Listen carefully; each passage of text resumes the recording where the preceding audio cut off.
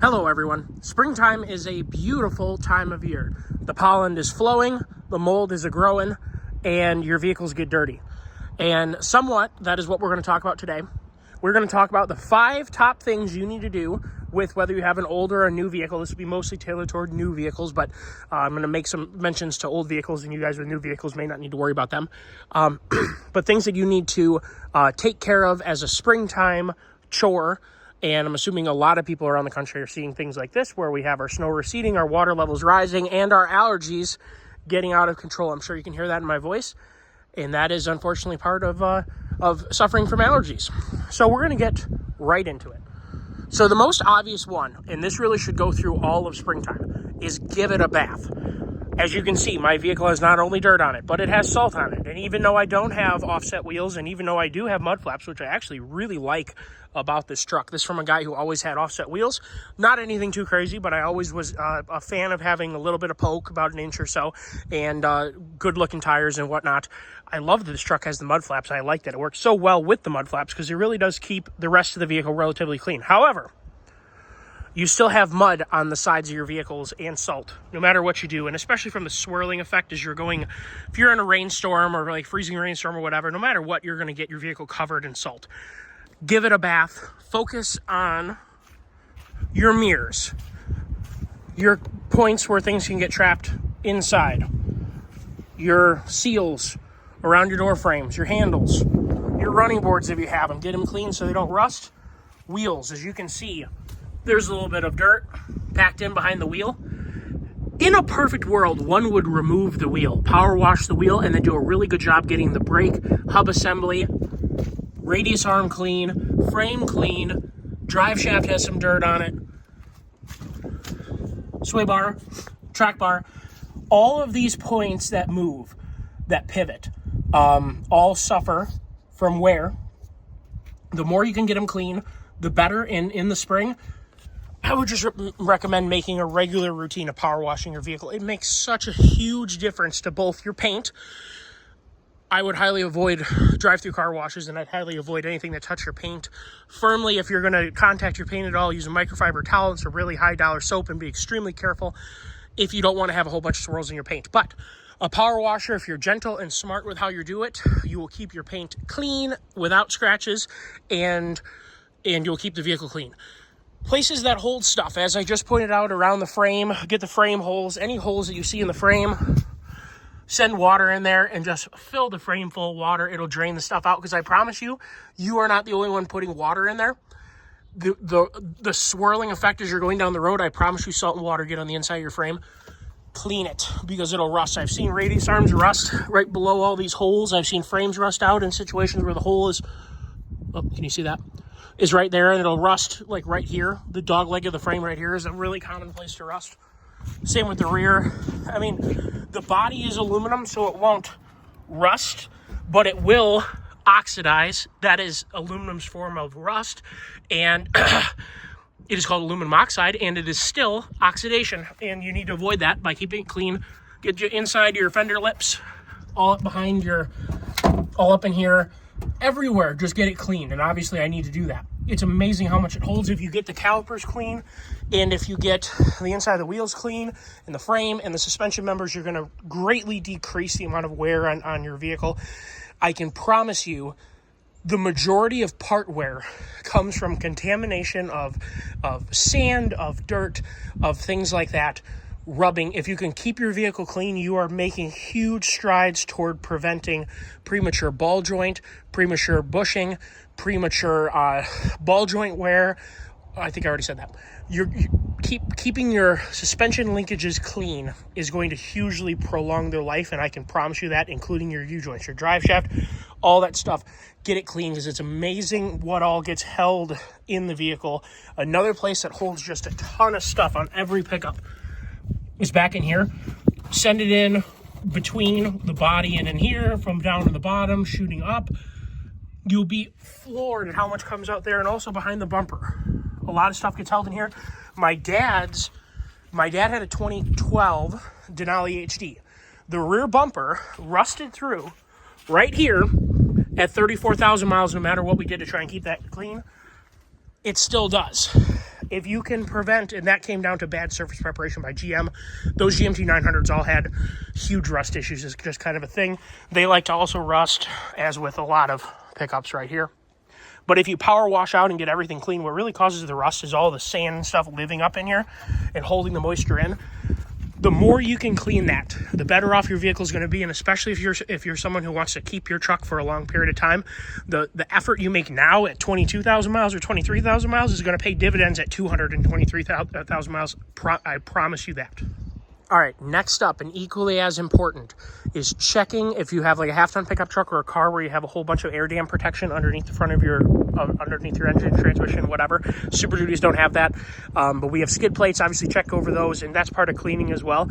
But the plastic and aluminum skid plating that a lot of cars and things have, not only skid plating but air dam related things, they can get damaged when you drive over top of ice and whatever during the wintertime, and you won't really know it. And number one, they're going to impact fuel economy. Number two, they're going to cause accumulation of road grime to be all up where it shouldn't be, because usually those flaps are at service areas for like your oil pan, your transmission pan, and your engine oil filter and transmission oil filter.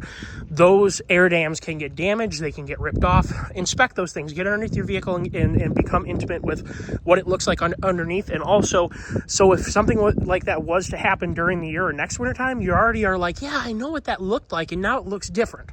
So get under there, grab onto things, and take a look around. The other thing is brake lines, especially on the rear axle, down on those drops. You can back into a snow pile. The hard lines around the front end of the front suspension area can get damaged by accumulation. Like if you drive into a snow pile. Check all of that. Transmission oil cooler lines, power steering cooler lines, power steering lines in general. Check all of those and the connections. Make sure they haven't been crushed yet again by driving into a snow pile or ice accumulation or something. You could also have some ice accumulate under your vehicle. Let's say you're driving for 200 or 300 miles straight in a freezing rainstorm, and then you go and turn off the highway and go to a gas station. Now you're forcing your whole front suspension to turn. You've probably heard the crunching and the grinding that can happen as that salt or as that ice gets ripped off your vehicle. That can also be the force of the steering system pushing on, whether it be your suspension linkage components or the tire and wheel itself pushing on eventually some part of your brake lines or your cooling system that is important in that, or power steering lines that you definitely don't want to have fail. So check all those things over to prevent having this rear its ugly head. A lot of people are getting ready for camping season. They're going to be towing a fairly decent trailer. They have their family inside and their dogs. You don't want to be going with a vehicle that's going to break a transmission cooler line on the side of the highway or have brake line fail. Check everything over. I've found pinches on brake lines. I've found abrasions on brake lines. I've found where connectors have, or zip ties or retaining pieces have come loose, and a cooling line or a pressure line has been rubbing on something, and eventually it wears through and it will fail. So check all those things over and make sure that we're not rubbing a radiator line or a AC line, transmission line, all that good stuff. Just kind of feel everything out and make sure nothing's rubbing against each other. It's a very important thing to check over, especially before you embark on a long trip. One last thing, too, if you're driving an older vehicle, this isn't probably going to be as common on a newer vehicle. Older Jeeps have really common frame rust issues. Older unibody vehicles commonly have front and rear suspension unibody frame rust issues. Third-gen Camaros, fourth-gen Camaros, all those things commonly have that happen, and ice will literally hold the frame together. So if you're daily driving an older vehicle that has high miles, was already a little bit rusty, now that the ice has all melted away and it's had another 3 months of baking in miserable conditions, because remember, your vehicle is heat cycling, hot to cold, that is the best way to cause rust to happen, because it'll get cold and condensation and whatever accumulate on it, and it'll go to bed for the night. Then you fire it up the next day and you drive away, and now you're heating everything up and you are accelerating the rusting process. So definitely check over those vehicles. I have seen numerous times, whether it be exhaust or a major frame component that is being held together by rust, and held together by ice. And when the ice melts away, now, ice on an exhaust is probably not going to happen, but I've seen ice encapsulating exhaust where you don't notice the sound as much, and then it all melts away and suddenly you hear it more. But rear suspension-wise, I've seen front and rear suspensions be entirely shot, and actually the ice was holding together those components. and therefore the owner didn't know. I've seen radius arms that were rusted through and partially broken, and ice was holding them together and also covering up the damage. So give your vehicle a good look over, because the ice accumulation in a vehicle will hide a lot of sins underneath, and if you have an older vehicle, that may be a relevant problem to you. All right, the cabin air filter is another important one. It is definitely something that needs to be serviced, and what a better time than now. You had probably all spring of accumulating pollen and general garbage in the air, dust storms. A couple years ago, we had those fires when I was changing my cabin air filters in my vehicles during those Canadian fires that were blowing all that soot down to us, and fires in northern Michigan and whatever. You'd be amazed how much soot contamination was in the air filter when I went and changed it. It was rough. And rough after, I'm talking 3 or 4 weeks of breathing in that crap. I mean, obviously, imagine what it was doing to your lungs. Probably not very good. But change that cabin air filter. All wintertime, you are probably running your heat. Maybe not in full blast, but you are moving a lot of air through that cabin air filter. And yeah, in the wintertime, there's probably not a terrible amount of particulates in the air, but there could be. And especially right now where it's freezing, thawing, whatever, there's a lot of mud in the air, a lot of dust, potentially in the air going down a back road that eventually gets sucked in. In the wintertime, you're moving just a ton of volume of air, and that means even if the air isn't that contaminated, you're still going to be dirtying up that cabin air filter. And especially in the spring, I'd recommend going in the spring with how much pollen is going to be flying out of these pine trees here shortly into the air, sucked up by your cabin air filter, which then gives you some clean air. Put a new one in there so that your air your HVAC system doesn't have to work so hard to move the air around your vehicle. Simply replace that thing. They're fairly cheap, and once a year is a really good service interval for them. A lot of people never change cabin air filters, and let me tell you, when the vehicle gets to be 120, 150,000 miles, you're going to notice a huge decrease in the velocity of the air coming out of the HVAC system, and you're also going to notice too that eventually that fan is going to fail. That motor is going to fail, and then you have to tear the whole dash out and put the new that is a miserable job. Change your cabin air filters. So 3 things that don't get enough service: front axle oil, transfer case oil, rear axle oil. Very few people are changing those in a reasonable amount of time. 50 or 60,000 miles is a good period of time, especially if you're using your truck off-road. If you're doing anything that is high moisture, if you're operating in a wet environment, you may definitely want to change it earlier. And yearly, it isn't that expensive to change your axle and T-case oils. And no, if you have a vehicle that you trade in every 5 years and 60,000 miles, you probably don't care. But the thing is that you're kind of protecting your truck. So if you did decide to keep your vehicle for a longer period of time, it will make a difference in the long run. I haven't really seen axles fail before 200,000 miles when they haven't been maintained. It's that 200 to 300,000 mile range that when you maintain your vehicle, engine oil wise, transmission oil wise, axle oil wise, T-case oil wise, that 2 to 3 becomes reasonable. And a lot of engines and axles that aren't maintained start becoming service issues at 200,000 miles, and automatic transmissions start becoming service issues at around that 200,000 mile mark. So maintain your stuff. It's an investment for the future, and someone else who buys your vehicle, they're going to appreciate that you maintained it. I get a lot of people don't really want to spend the money to maintain something that they feel they don't need to, but I would recommend you do it, especially if you change your mind and you decide to keep your vehicle for longer. It makes good sense. If you are keeping your vehicle in a heated or an unheated garage, both of these situations are going to cause higher water accumulation in your transfer case and in your axle oils because of humidity condensing within the axle. There's going to be high humidity in a garage. When a vehicle that's hot and wet comes in from the wintertime into a heated garage, first of all, the heating is going to cause rapid rust. That's something that people don't really realize. They think that they're helping their vehicle by keeping it in a heated garage in the wintertime. They are actually accelerating the rusting process. You better make sure that vehicle is clean before you bring it into that heated environment. The other thing is all the humidity that's going to be dripping off the vehicle and accumulating on the ground. It's going to be really high humidity around the vehicle, and eventually that's going to make it into the axle breather because it's not sealed, and it's not really a one-way valve, though it attempts to be. It's not really a one-way air valve. It's a one-way liquid valve. So you're still going to get water accumulation in your axles, and your axle oil is going to be tainted because of that, and it's going to lower its efficiency. It's going to start causing wear issues with pinion bearing and potentially your ring gear and your pinion gear. So if you just maintain those, it goes a really long ways taking care of the vehicle. So I highly recommend considering that. In the springtime is a really good time to check your maintenance intervals, your transmission oil change and filter change may be coming up at a relevant time during the year. The springtime is a really good time to say, do I have any relevant maintenance issues? And really, the transmission is really that one that gets lost in the weeds because it has such a much longer interval than the engine oil, for instance, and it gets lost in the weeds. It's a really good time in the spring to say, hey, how many miles are on my vehicle? Look up what the manufacturer recommends for my vehicle on a transmission oil change, and then you're off to the races for the year, knowing when you need to get that trans oil changed and filter change. It's an important part of your vehicle maintenance. It's a good time to do it in the spring. All right, finally, guys, the back of your vehicle.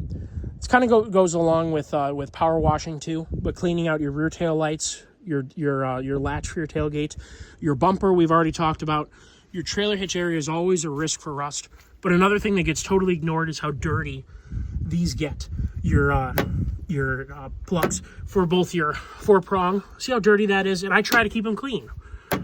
When you're driving down the road, there's all kinds of turbulence back here, and it takes everything that's on the road, dust, water, salt, and it throws it all right up into those plugs. And if you're towing in the wintertime, yeah, you're probably going to keep the contacts of the plug clean enough where you have good connection. But it may be a good time to check over those contacts and potentially clean them. Use dielectric grease, get them in good condition so you have a good contact with your trailer, so you're not all loaded up with your family ready to go on a camping trip and find out that suddenly your brakes and your turn signals don't work. That's no fun. Check over your hitch too. It's really important to make sure the hitch is clean to avoid rust down the road. Again, if you have a brand new vehicle, it's just not something that it's not going to rust out in the first 10 years probably. And I have original hitches that are very old and they're not rusted out either. But I will say, if you can just do your part of keeping the hitch clean when you power wash, that's great.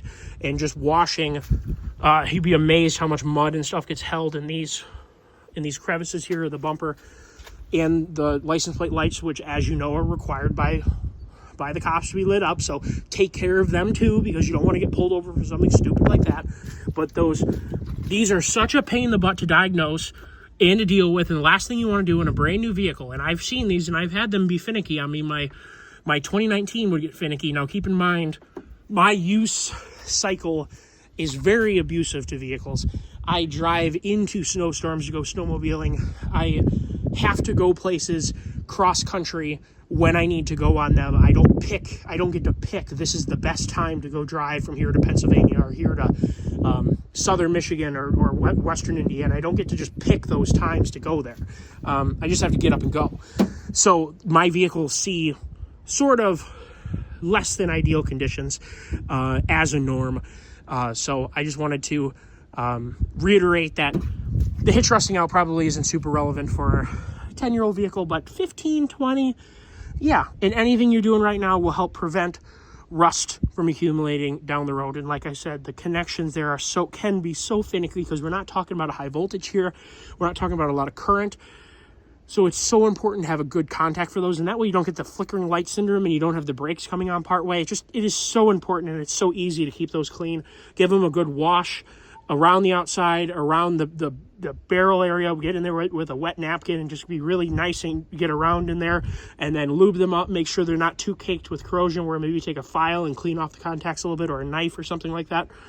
Anything you can do to protect those connections are going to make your life so much easier, especially when you're like, I'm going on this trip right now, we're leaving on a Friday night, and oh no, it's not working. That's the last thing you need to have happen. Hopefully you guys have a great spring, and hopefully this helped you a little bit. Take care, everyone. Have a great day.